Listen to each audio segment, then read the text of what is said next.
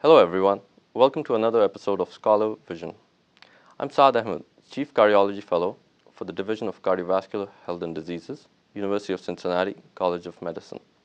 My guest today is Dr. Jack Rubinstein, Director of Clinician Scientist Training Program and Assistant Professor of Medicine, University of Cincinnati College of Medicine.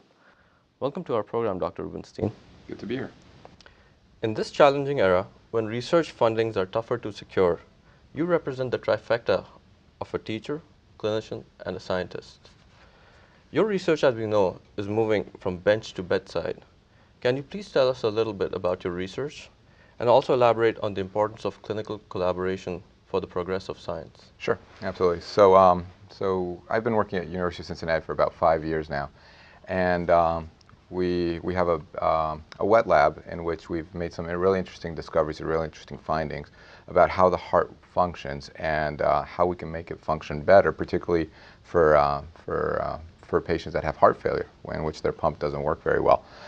So we've been working on this for about 5 years now, and we found molecules, we found targets, we found drugs, medications that have been used for other things, but we're trying to repurpose them for patients with heart failure. So in the first few years, what we did is we found how these drugs work, and we found how they work with the targets, with the heart, in the heart cells, and then we moved on to small animals. And we worked on small animals, and we proved that what we thought was working in the cells to make the cells work better, the heart cells work better, was actually working the same way with the mice. So that was really interesting for us. We had a lot of support from the clinicians and the scientists within UC, and we were able to secure funding to take it to the next level, which was in larger animals. So we started with the cells, we moved on to small animals, and then we moved on to larger animals, every step of the way confirming and knowing more about how the drug works and how the target that drug was hitting, how that is working, and if it's affecting, and how it's affecting the way that the heart can function.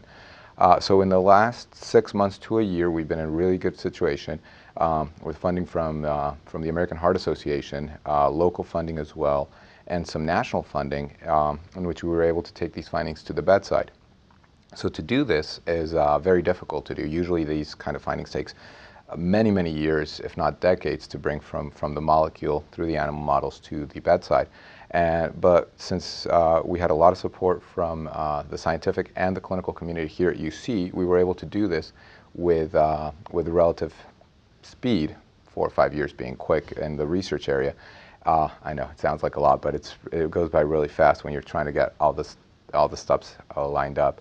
And we've been working with a heart failure center here with Dr. Dunlap and her team, and we've been recruiting patients with different types of heart failure, and we've been testing our drugs. And this has all been IRB approved. IRB is the Institutional Review Board, so all of this has gone through many, many levels of safety checks to make sure that we're not hurting anybody, and we have not hurt absolutely anybody. Not only that, we've made patients feel better. So we're very, very excited about where we're going with this. We've got our first set of preliminary data in the last few weeks, and we're looking forward to increasing the population size so we can do larger studies and really see if the drug can not only make patients feel better, but potentially help them live longer with heart failure. So the scientific and the clinical community at UC have been incredibly helpful in getting us from point A to point B, which is from a molecule to a bedside. Exciting work. Keeping our viewers in mind, which include aspiring research clinicians, at what stage of your training did you realize you would pursue an academic career? Yeah, that's an excellent question. So people like to think that all physicians are researchers, but I found that not to be the case. Some physicians are really, really just made to be great physicians, which is spectacular. They go see patients, they get really, really good at what they do.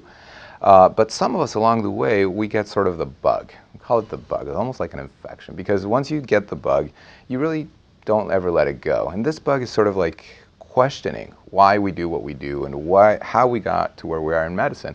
So we read up a little bit about the history, and we sort of start doubting a little bit about certain things, how they work. And then if you're lucky like me, you run across several mentors along the way that can guide your interest in research towards something that can actually help people. So I don't think there's a good set place where people should become researchers.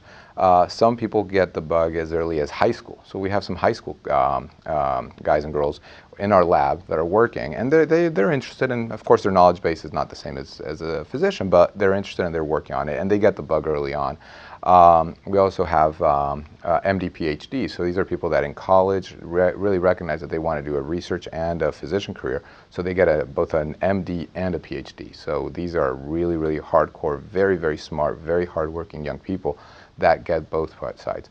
But not everybody has to know early on in their life that they want to do research. I've seen a lot of residents and fellows, as they progress through their medical education, get the bug and then jump out and leave a little bit of clinical work for them, but also a lot of work for research, and then try to find this balance throughout their careers, which is not easy, but I think is very, very, very useful, because people that dedicate their life to science may not have the clinical acumen and the clarity of mind to see, oh, I could do this or I could learn that when you see a patient, right? So so the short answer to your question is there's no good time to get it. Right. Any time is a good time. There are many opportunities out in the world, in the United States, and particularly in Cincinnati, where somebody that gets the bug can actually go and start doing research. For me, it was pretty early on, but again, different people get the bug at different times. Right. Starting off, at an early stage in your career with research, where do you foresee the focus of cardiovascular research in the next decade? Excellent. So I was just talking with a guy at the dealership, of all places, and he had a heart attack, and he was asking me exactly the same question. So 5-10 minutes ago, we were having that same conversation, and I gave him a baseball analogy. So when you turn on the TV or the latest news, it seems like there's always like this new thing that's going to revolutionize medicine, revolutionize cardiology. And in my 10, 15, 20 years that I've been between medical school and now, I don't think I've seen very many home runs.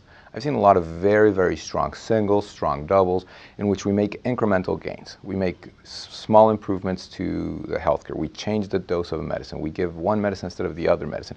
And we slowly but surely improve the outcomes. We've also been focusing a lot on prevention. So the more we prevent, the more people exercise, the longer they start living, the better life they live. So I think we're making a series of incremental gains, a series of singles and doubles that will really get us to a better outcome. I don't foresee in the near future any great home runs that are going to change the way we manage our patients. Our people are still going to have heart attacks, and we're still going to open up their arteries, and we're still going to give them medicines to protect their heart and to make their heart function better. We're just trying to find slightly better ways in which we make small incremental gains into a point that I don't think we'll ever cure heart disease, but until we make it as manageable as humanly possible. We're not there yet, but I keep believing in this strong singles and doubles that can get us to a better place. Perfect. Thank you very much for talking with us, My Dr. pleasure. Rubinstein. Thanks for having me. Thank you. Appreciate it. I would like to end with a quote by noted mathematician Charles Sanders Peirce. "It is not knowing, but the love of learning that characterizes the scientific man." Till next time, keep on asking questions. This is Dr. Saad Ahmad. Thank you again for joining us on Scholarvision.